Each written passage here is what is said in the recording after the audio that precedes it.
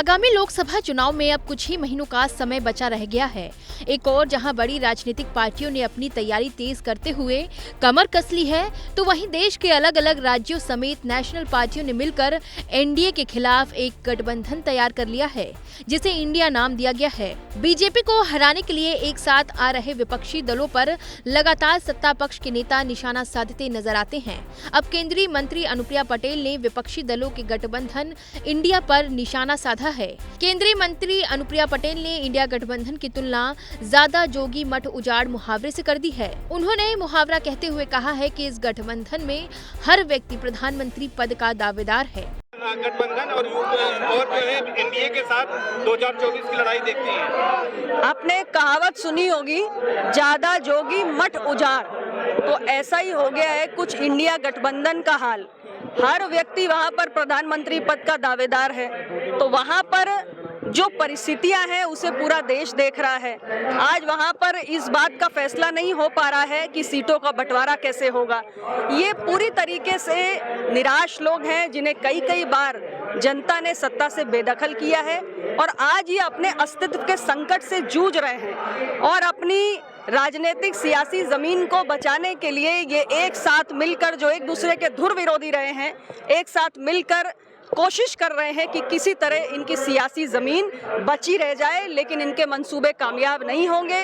देश की जनता को एनडीए गठबंधन की सरकार के कार्यों में, उपलब्धियों में पूरा विश्वास है। मोदी जी के नेतृत्व पर भरोसा है और देखिए हम चांद पर पहुंच गए। हमने अपने सोलर मिशन को भी किस tariके से कामयाब करके दिखाया है। तो देश की जनता इस उभरते हुए भारत को देख रही है और पूरा भरोसा है कि 2024 में अपार जन आशीर्वाद एनडीए गठबंधन को मोदी जी के नेतृत्व में प्राप्त होगा। एक आखिरी सवाल है। वहीं प्रधानमंत्री नरेंद्र मोदी की सरकार की तरफ से वन नेशन वन इलेक्शन के लिए कमेटी गठित किए जाने पर केंद्रीय मंत्री अनुप्रिया पटेल ने कहा कि ये कोई नया मामला नहीं है। वन नेशन वन इलेक्शन को लेकर इसको किस तरह से आपकी पार्टी सपोर्ट करेगी, आप लोग सपोर्ट कर रहे हैं? देखिए, ऐसा है, वन नेशन वन इलेक्शन कोई नया विषय नहीं है। ये लंबे समय से चल रहा है। हमारे लॉ कमीशन ने 99 में इसके संबंध में एक अपनी रिपोर्ट दी थी, 2018 में भी ड्राफ्ट रिपोर्ट दी, 2015 में हमारी पार्लियामेंट्री स्टैंडिंग कमेटी ने भी इसके संबंध में एक रिपोर्ट पेश की थी। तो एक लंबा विषय और अभी इसका कोई एक ठोस खाका, एक ठोस मसौदा सामने नहीं आया है। मुझे लगता है वो आने के बाद इसे जरूर एक विस्तृत चर्चा की आवश्यकता है और इस पर सार्थक चर्चा होगी भी और होनी भी चाहिए। मऊ की घोसी विधानसभा सीट पर हो रहे उपचुनाव पर केंद्रीय मंत्री अनुप्रिया पटेल ने बड़े अंतर से जीत का दावा भी किया। उन्होंने कहा है कि किसी को संदेह नहीं होना चाहिए, क्योंकि यूपी की जनता का एनडीए पर पूरा भरोसा और विश्वास है। घोसी में जिस तरह से वहाँ पर चुनाव प्रचार किया गया है और क्या दावा है कि एनडीए की?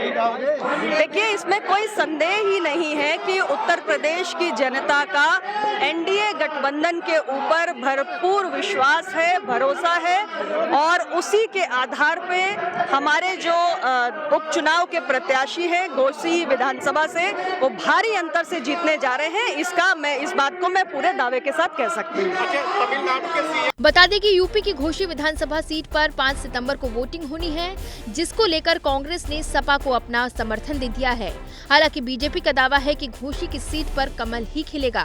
वहीं 24 के चुनाव को लेकर अनुप्रिया पटेल ने दावा किया है कि देश की जनता उभरते हुए भारत को देख रही है और पूरा विश्वास है कि 2024 में एनडीए को अपार जन समर्थन मिलेगा और एक बार फिर से पीएम नरेंद्र मोदी देश के प्रधानमंत्री बनेंगे।